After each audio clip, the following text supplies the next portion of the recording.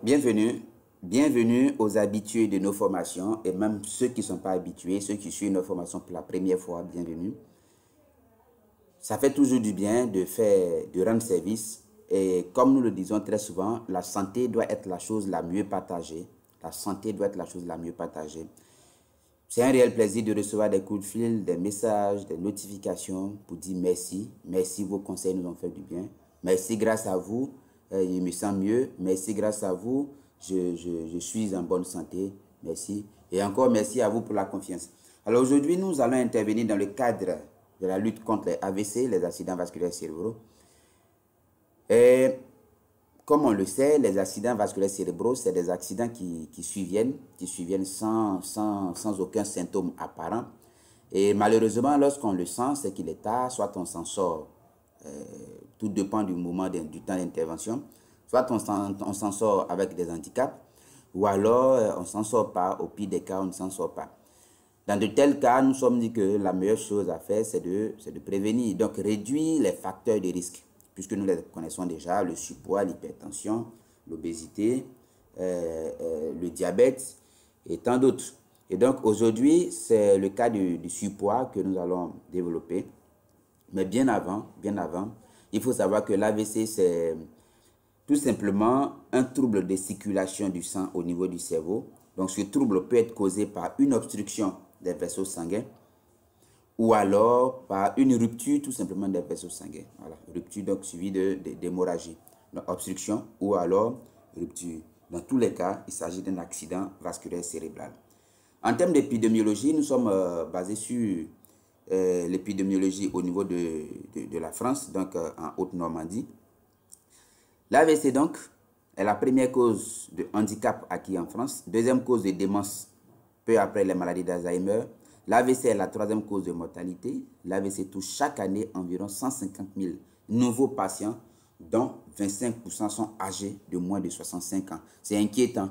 C'est inquiétant parce que c'était les personnes âgées, plus de 65 ans, qui étaient touchées par cette maladie. Mais aujourd'hui, vous voyez que avec le temps, nous sommes à plus de 25%. Et donc, c'est inquiétant. Alors, un AVC, nous avons un cas d'AVC toutes les 4 minutes. 40 000 décès environ chaque année. 30 000 patients présentent des séquelles lourdes, sinon des séquelles lourdes après un an. 30 à 50% de risque de récidive à 5 ans. Ça veut dire qu'après avoir piqué une crise AVC, il est quand même probable que nous piquions une deuxième crise. Et c'est donc ensemble que nous pourrons faire mieux. Ensemble, médecins et autres agents de santé, sécuristes, nutritionnistes, sportifs, décideurs, population, tout le monde, c'est ensemble que nous ferons mieux.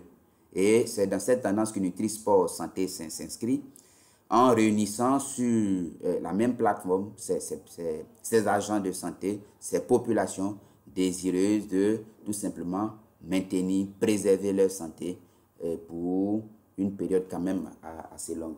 Je suis donc, il faut toujours rappeler, Yoboué Kwaku, conseiller en santé préventive ou nutritionniste, entrepreneur indépendant, conférencier. Et ce matin, comme nous le disions tantôt, nous allons développer le thème de tout simplement du surpoids. Et voilà. Et donc, comme je le disais, Nutri-Sport Santé, c'est un groupe de spécialistes. Et c'est parce que nous avons constaté que l'AVC fait tellement de dégâts, l'AVC fait tellement de victimes, peu importe le rang social, peu importe l'âge, et quand ces dégâts arrivent, il est difficile de les maintenir, quel que soit son niveau, quelle que soit sa richesse, il est quand même difficile de venir à bout. Et le surpoids augmenterait de 80% le risque de faire un AVC, le surpoids. Pourtant, le surpoids, c'est quand même quelque chose de visible, plus ou moins.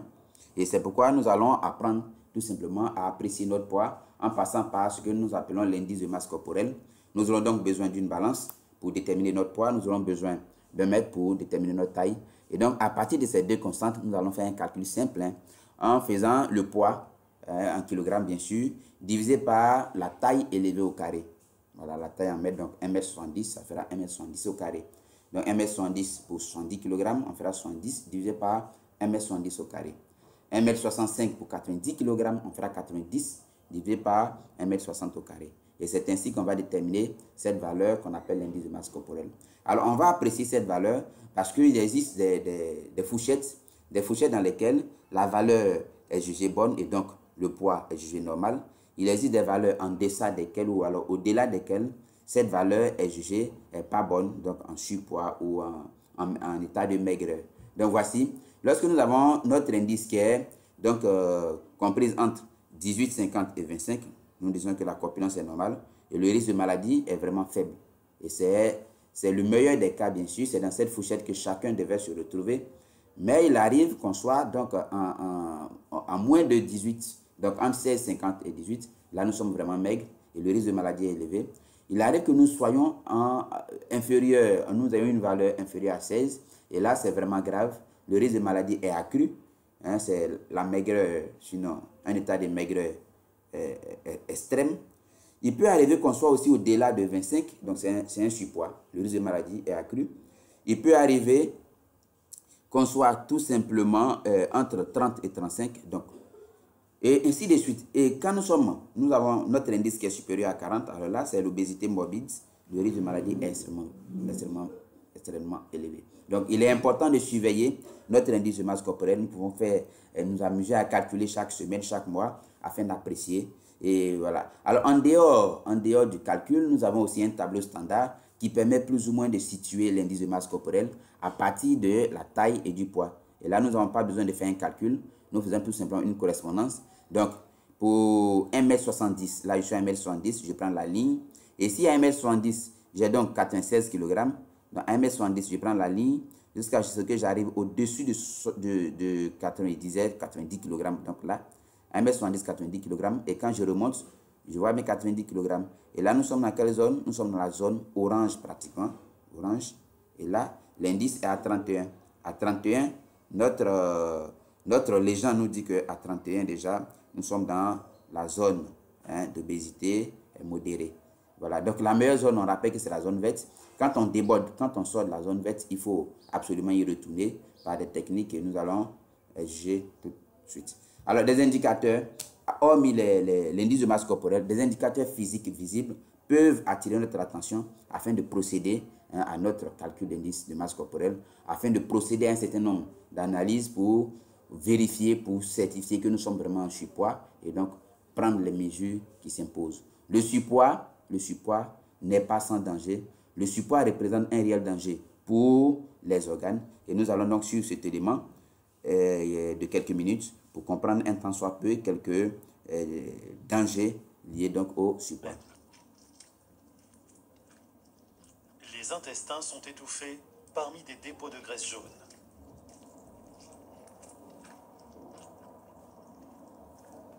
La graisse se loge dans les cavités internes du corps et même dans nos vaisseaux sanguins.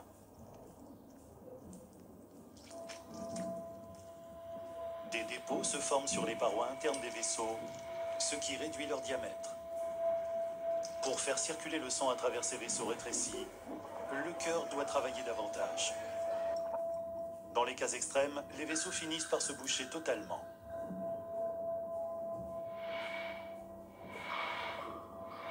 Et si la graisse bloque les artères qui alimentent le cœur, l'issue peut s'avérer fatale. Les muscles du cœur, privés d'oxygène et de nutriments, risquent d'être pris de spasmes. C'est la crise cardiaque.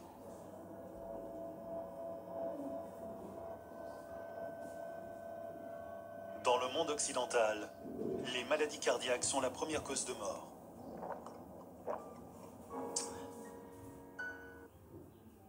Alors, voici, donc dans le monde occidental, les maladies cardiaques sont la première cause de mort. Et la nouvelle la plus triste, c'est que bon nombre de personnes en surpoids ne se rendent pas compte des dangers que courent leurs organes, puisque les organes sont internes. De façon apparente, on ne sent pas, mais à l'intérieur, nos organes se battent pour nous maintenir en vie. Alors, il faut que nous les aidions à travers un certain nombre de comportements, à travers une prise de conscience. Et le surpoids également rend la vie impossible, j'allais dire. Le surpoids, alors on va observer cette seconde vidéo. Oh, c'est la maman d'Adèle. Dis bonjour, mes beaux.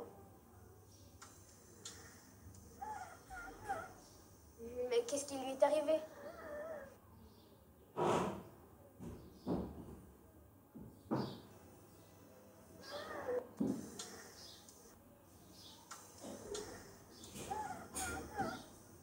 Mais qu'est-ce qui lui est arrivé? Elle a toutes les maladies du monde. Diabète, insuffisance rénale chronique, une tumeur de 37 kilos dans l'estomac. 37 kilos, pour vrai? C'est plus que mon poids. Même avec... Bien. Alors, elle a toutes les maladies du monde et même une tumeur de 37 kg, AVC, diabète, hypertension, insuffisance rénale et même les assurances refusent de lui venir en aide. Parce qu'à ce niveau, les assurances ne peuvent plus.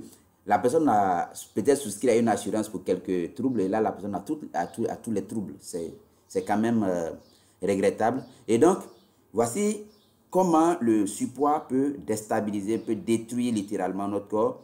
Elle est en vie, mais en fait, elle n'est pas en vie. Elle vit une souffrance. Et tout le reste de sa vie, il va rester que souffrant. Alors attention, le diabète va donc être l'une des causes, sinon va être l'une des conséquences du surpoids. Le surpoids va aggraver ou va favoriser certaines maladies, les maladies cardiovasculaires, l'hypertension, AVC, l'artériosclérose, même l'arrêt cardiaque, les troubles musculo-squelettiques, certains cancers, les arthrites, les arthroses, les troubles de fertilité, en un mot, une désorganisation générale au niveau du corps humain. C'est pourquoi la décision est à prendre. Parce que réduire son poids constitue donc une voie certaine et rapide pour améliorer sa qualité de vie. Quand on est en poids normal, lorsqu'on accepte de réduire son poids, mais on a moins de douleurs musculaires, on a plus de souffle, on a un meilleur sommeil, on n'a pas de maladie chronique ou inflammatoire, ou alors c'est diminué, on a une bonne endurance sexuelle, c'est aussi important dans le couple, on est plus confiant, on n'est pas complexé, on n'est pas stressé. Et lorsque nous postulons pour un emploi quelque part, on sait que nous sommes rentables, nous sommes performants, on peut être recruté. Quel avantage aurait un recruteur donc mettre dans ses rangs quelqu'un qui est en surpoids et qui ne peut même pas faire des mouvements, qui passe son temps à dormir, qui ne peut pas bouger. Et donc, le surpoids devient un handicap dans la société. Attention, il faudrait donc prendre le surpoids au sérieux, loin de vous effrayer, mais juste dire qu'il faut prendre la chose au sérieux. Et ainsi donc, l'indice de masse corporelle est un indicateur bien intéressant, mais il y a encore des paramètres à prendre en compte. C'est pourquoi il est préférable de réaliser un bilan complet chez un diététicien ou un nutritionniste. Faisons très attention, le surpoids n'est pas une maladie microbienne ni une maladie bactérienne. Alors, en termes de médecine, il n'y a pas de médicament qu'on va prendre pour guérir le surpoids. C'est pourquoi, en termes de solutions, la médecine vraiment moderne, la médecine médicamenteuse, la médecine chimique est vraiment limitée dans ce domaine. C'est pourquoi il faut faire appel aux diététiciens, il faut faire appel aux nutritionnistes qui vont corriger certains comportements, certains modes de vie, ils vont apporter des éléments qui manquent, vont nettoyer des éléments encombrants. Et là, il faut, pour y arriver, établir ce qu'on appelle un profil alimentaire et un profil de mobilité.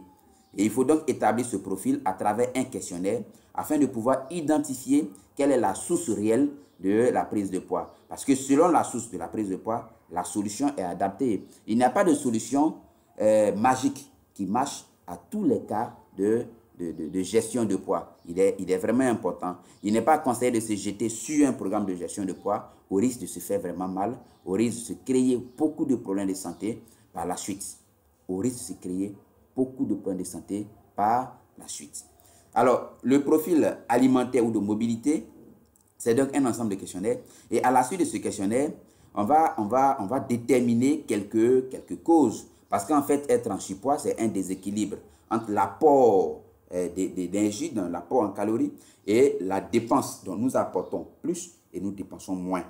Alors, cette dépense moindre peut être due à des troubles physiologiques. Donc, souvent quand c'est l'âge, souvent quand c'est le manque d'activité, il y a des troubles qui font que le glucose n'est pas dégradé correctement.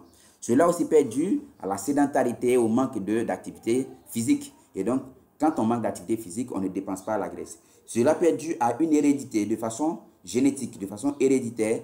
L'individu en question ne peut pas dégrader aussi rapidement les graisses. Et cela peut aussi être dû à l'âge, les grossesses et les maternités, l'alimentation, un certain nombre de traitements médicaux ou de traitements hormonaux. Alors, voici tant de raisons, parmi tant d'autres, la liste n'est pas exhaustive, Voici tant de raisons qui peuvent pousser quelqu'un donc à faire un surpoids. Et dans chacun des cas, la solution adaptée est donc différente.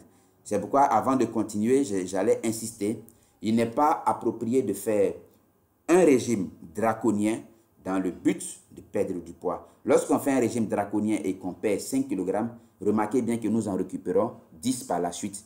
Quand nous perdons 10, nous récupérons 20 par la suite. C'est ce qu'on appelle en fait l'effet yo-yo. On perd, on prend, on perd, on prend. Mais toutefois, ce qu'on prend est supérieur à ce qu'on a perdu. Et ce régime, ou alors cette pilule magique amaigrissante que nous allons consommer, va encore aggraver les choses. Et donc, il est très important de faire attention à ce que nous prenons. Quand nous avons un besoin de gérer du poids, nous sommes vraiment réactifs, nous bondissons sur toutes les solutions. Sachez que s'il y a un trouble physiologique, sachez que si le corps n'arrive pas à dégrader la graisse comme il se doit, c'est parce qu'il y a un problème.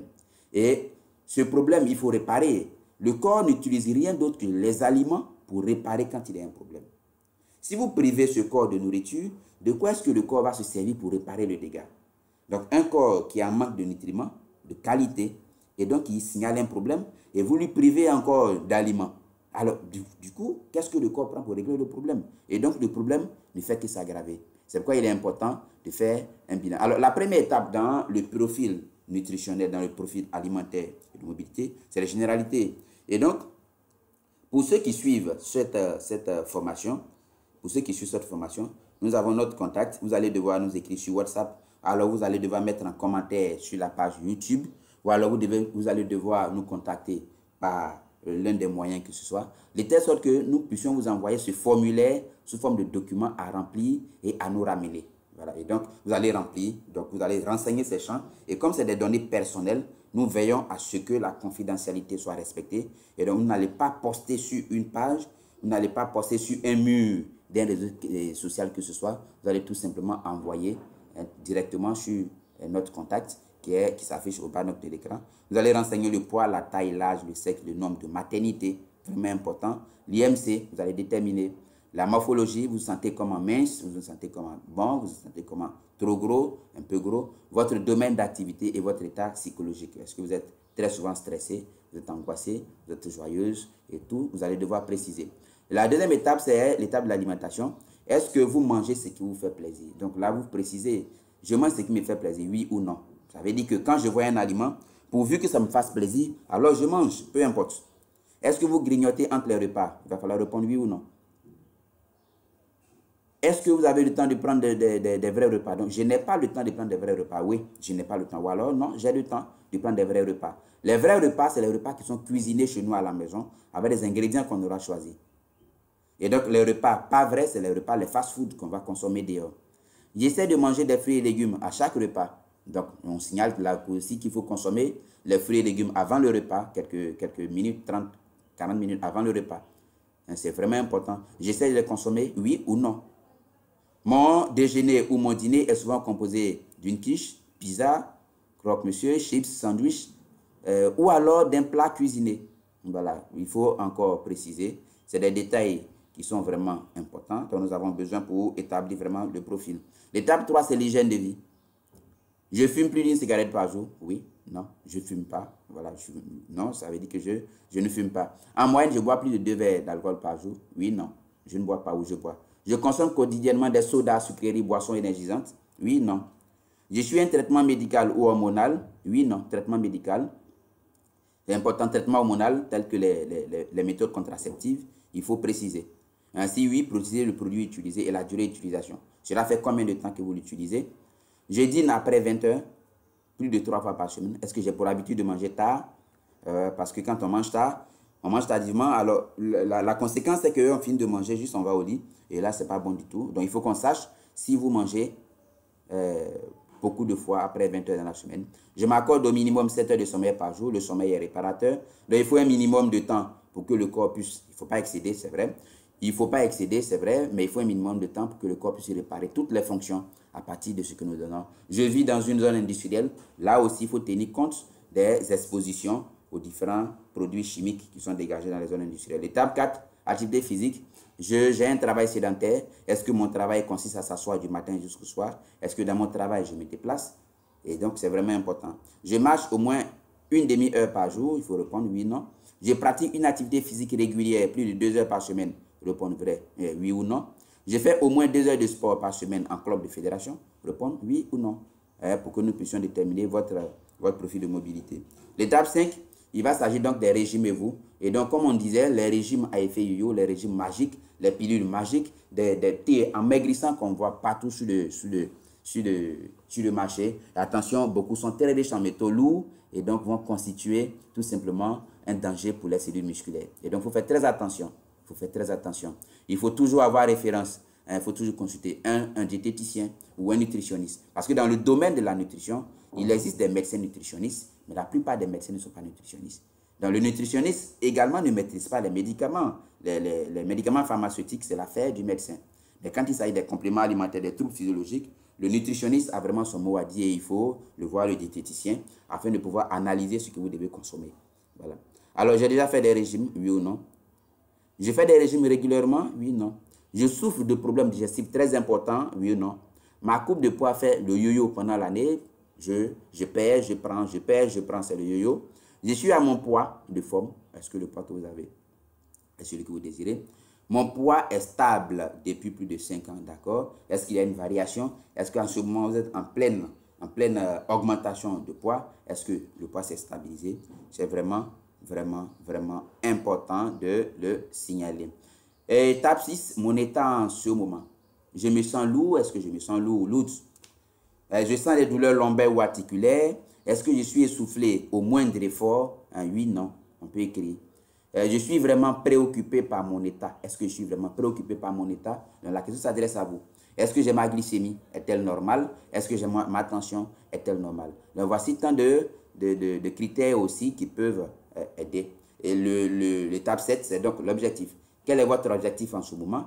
Est-ce que votre objectif, c'est de perdre du poids? Est-ce que votre objectif, c'est de tonifier certaines zones? Est-ce que c'est de réduire les cellulites? Est-ce que c'est retrouver des jambes légères? Est-ce que c'est d'apprendre à manger équilibré? Vraiment important. Est-ce que c'est de connaître la nutrition? Est-ce que c'est de prendre du poids? C'est possible. C'est possible. Est-ce que c'est d'investir dans sa santé? Aussi important. Et s'il y a autre objectif, il faut tout simplement préciser. Et nous en tiendrons compte. Alors, l'étape dans la dernière étape qui devait être 8, donc c'est les informations personnelles. Nous sommes donc à la fin du questionnaire permettant d'établir votre profil alimentaire de mobilité pour recevoir le compte rendu de votre bilan ainsi que la solution adaptée. Merci de bien vouloir renseigner ces champs. Il va falloir donc renseigner votre nom, prénom, votre mail, le téléphone, important. N'oubliez pas le préfixe pour que nous puissions identifier le pays. Oui, c'est vrai, on peut identifier déjà, mais n'oubliez pas le préfixe. Donc là, ensuite, vous avez le pays, la ville, la commune, le quartier, la rue. Vous donnez autant d'informations possibles. Vous choisissez votre type de rendez-vous. Est-ce que vous voulez qu'on vous contacte par mail? Vous voulez qu'on vous contacte par les réseaux sociaux, par WhatsApp, par Messenger? Est-ce que vous voulez qu'on vous contacte par vidéoconférence? Est-ce que là, en dernière position, vous souhaitez avoir un retour dans un délai de combien de temps? Voilà, est-ce que vous souhaitez avoir un délai? Vous précisez et nous en tiendrons compte. Je vais avoir un retour d'ici 24 heures, je vais avoir un retour d'ici une semaine, je vais avoir un retour. Votre avis sur nos services, votre avis nous importe et nous voulons améliorer vraiment nos services. Donc votre avis nous importe, nous intéresse et donc n'hésitez pas à mettre votre avis et nous en tiendrons compte. Merci infiniment. Et Nutri-Sport Santé vous remercie. Et Yogo Kwaku, nutritionniste conseiller en santé préventive, notre fondateur de Nutri-Sport Santé. Bonne santé à vous et surtout, revenez à nous renseigner ces champs car la santé est un bien qu'il faut préserver à tous les coups. Ciao, ciao. Au revoir.